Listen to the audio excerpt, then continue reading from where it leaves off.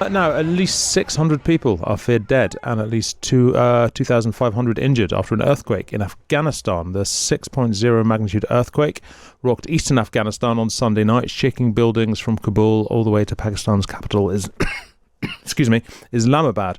Jeremy Smith, British Red Cross country manager for Afghanistan and Pakistan, joins me now. Jeremy, hello. Hi, good afternoon. Thanks for being with us, Jeremy. What's the situation on the ground in Afghanistan? How bad is it? It's very bad. The situation is really dire. This is a confluence of different crises coming together. We know the death toll is rising. It's increasing above over 800 now, and with the amounts of people still unaccounted for under the rubble, we have fears that that number will grow.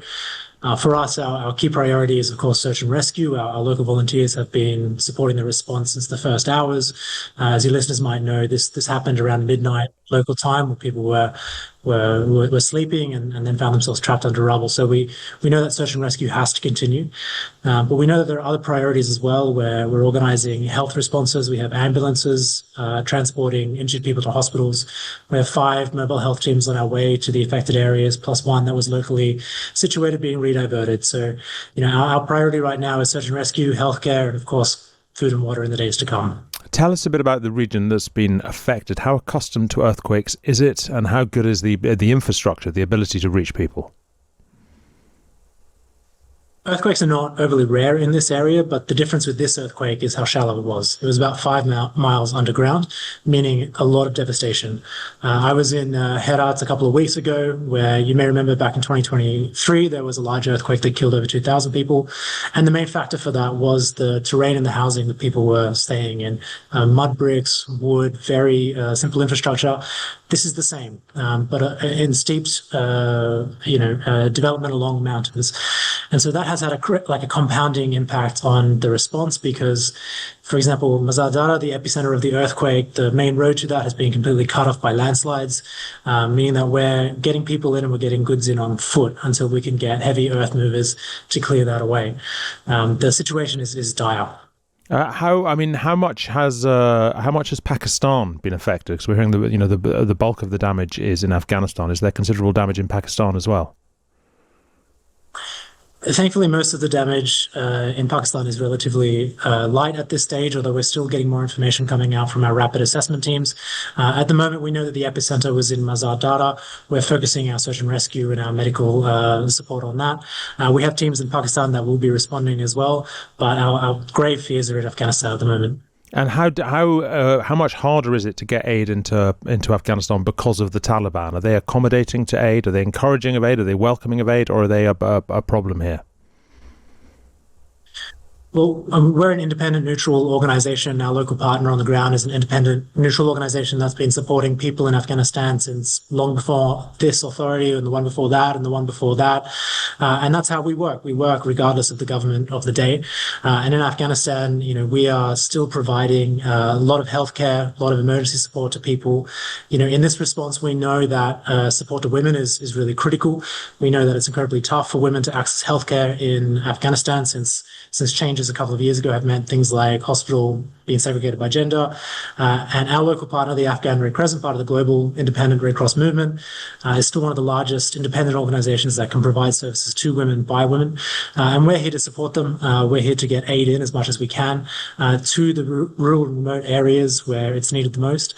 And we're asking for people to support us at redcross.org.uk. No, so that if people wish to help, if people are listening, that's how they should do so. That's right. We have an Afghanistan appeal at the moment. They can find it at redcross.org.uk. We're asking people to generously give. It's going to supporting the search and rescue effort. It's going to healthcare, but it's also going to go to the long-term recovery. I mean, we know from earthquakes in Afghanistan and Turkey and other contexts that this is life-changing for a long time. And this is an area that's highly mountainous. It's up high in the mountains. Winter is coming. For people who don't have shelter, we know we need to support them over the winter, and then we need to support people recover their livelihoods and get back on their feet. So this is a long-term operation that we've launched. We're focusing now on the immediate needs, but we know the long-term needs are also there. So we're really asking people to support at redcross.org.uk. Thank you very much indeed. That is Jeremy Smith, British Red Cross country manager for Afghanistan and Pakistan, talking about the dire situation after that earthquake, mainly in Afghanistan.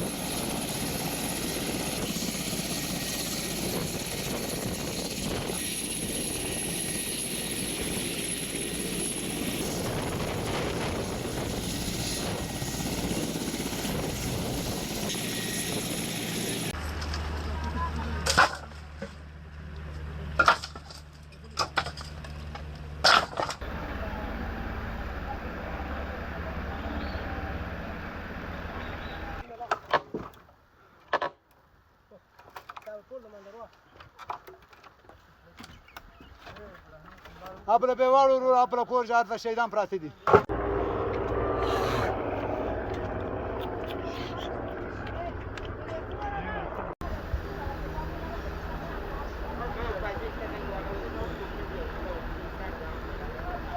Mulala نه ضروره کی تاسو په خپل ولې سره مننه کوي. وسه مولا نه دا یو مړ انځه کې پروت شي.